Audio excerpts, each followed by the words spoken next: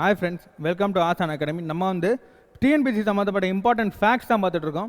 என்ன ஃபேக்ட்ஸ் அப்படின்னு பார்த்தீங்கன்னா, சுற்றுச்சூழல் இந்திய பெருங்கடல் அந்த கீவேர்ட்ஸ் கீழே டேரெக்டாக வர ஃபேக்ட் இது. இந்த கீவேர்ட்ஸ்ன்றது டேரெக்டாக நம்ம சிலபஸில் கொடுத்துருப்பாங்க, நம்ம எல்லாருக்குமே தெரியும். என்ன ஃபேக்ட் அப்படின்றத பார்த்தோம்னா, நேஷ்னல் க்ரீன் ட்ரிபியூனல், அதாவது தேசிய பசுமை தீர்ப்பாயம் அப்படின்ற அமைப்பு வந்து ஒரு குழு ஒன்று ஃபார்ம் பண்ணியிருக்காங்க. என்ன பேனல், எதுக்காக இந்த குழு ஃபார்ம் பண்ணியிருக்காங்க அப்படின்னு பார்த்தீங்கன்னா, நம்ம புதுச்சேரி கடற்கரையில் வந்து திடீர்னு வந்து அங்கே இருக்க தண்ணிலாம் ரெட் கலர் சிவப்பு நிறத்தில் மாறி இருக்கு. இதுக்கான ரீசன்ஸை ஆராய்வதற்காக காரணிகளை ஆராய்வதற்காக தான் இந்த குழு ஒன்று ஃபார்ம் பண்ணியிருக்காங்க. ஓகே, இது இந்த ஃபார்ம் பண்ணது இருக்கட்டும். வேறு இது சம்மந்தப்பட்ட ஃபேக்ட்ஸ் என்ன இருக்குது அப்படின்னு நம்ம பார்த்தோம்னா, இந்த NCCR national centre for coastal research, இந்த அமைப்பு வந்து இதற்கான காரணிகள் என்னென்ன இருக்கலாம் அப்படின்றத ஒன்று கோட் பண்ணியிருக்காங்க. சில ரீசன்ஸை சொல்லியிருக்காங்க. என்ன ரீசன் சொல்லியிருக்காங்க அப்படின்னு நம்ம பார்த்தீங்கன்னா, இதற்கான முதல் ரீசன் என்னவாக இருக்கலாம் அப்படின்றத பார்த்தீங்கன்னா, இது வந்து ஆல்கல் ப்ளூம், அதாவது கடற்பாசி திடீர்னு அதிகமாக வளர்ந்துருக்கு அந்த கடற்கரையில்.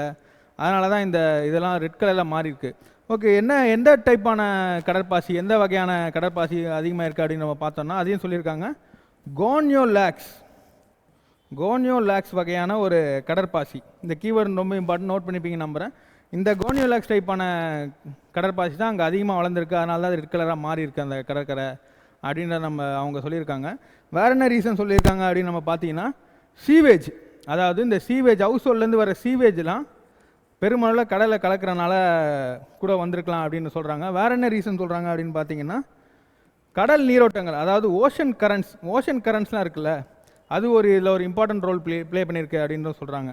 என்னென்னு பார்த்தீங்கன்னா, ஓஷன் கரண்ட்ஸ்லாம் பொதுவாக அதோட இம்பார்ட்டன்ட் ஃபங்க்ஷன், ஒன்றாவது இம்பார்ட்டன்ட் ஃபங்க்ஷன் என்ன பார்த்தீங்கன்னா, ஒரு இடத்துலேருந்து இன்னொரு இடத்துக்கு நியூட்ரியன்ஸை எடுத்து கொண்டு போகும்.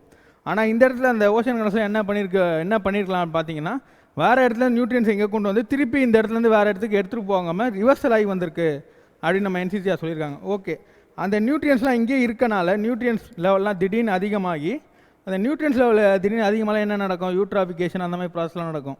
அதனை டீட்டெயிலாக அடுத்தடுத்த வீடியோஸில் பார்க்கலாம்.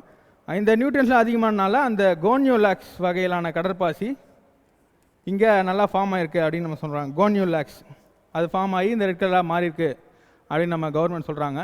ஓகே, இது சம்மந்தப்பட்ட ப்ரீவியஸ் இயர் கொஸ்டின்ஸும் சில வந்திருக்கு. என்னென்னு பார்த்தீங்கன்னா, Group 1 மெயின்ஸ் 2022 நடந்த Group 1 மெயின்ஸ்லேயும் இது சம்மந்தப்பட்ட கொஸ்டின் வந்திருக்கு. என்னென்னு பார்த்தீங்கன்னா, ஓஷன் பொல்யூஷன் எதனால் நடக்குது, அப்புறம் அதை கடலின் மாசுபாடு, அந்த கொஸ்டின் வந்திருக்கு. இது எதனால் நடக்குது, இதோட மிட்டிகேஷன் மெஜர்ஸ்லாம் என்ன அப்படின்ற ஒரு கொஸ்டின் டேரெக்டாக 15 மார்க்லேயே கேட்டிருந்தாங்க போன வருஷம் Group 1 மெயின்ஸில். ஸோ அதனால தான் இது எக்ஸ்பிளிசிட்டாக நம்ம சிலபஸ் பாயிண்ட் ஆஃப் வியூலையும் இம்பார்ட்டண்ட்டாக இருக்குது. அண்ட் இது சம்மந்தப்பட்ட ப்ரீவியஸ் இயர் கொஸ்டின்ஸ் வந்ததுனால இது ஒரு இம்பார்ட்டன்ட் ஃபேக்டாக கருதி இதுக்கு ஒரு வீடியோ போட்டிருக்கோம். இது உங்கள் எல்லாருக்கும் யூஸ் ஆகிருக்கும் நம்புகிறேன். தேங்க்யூ.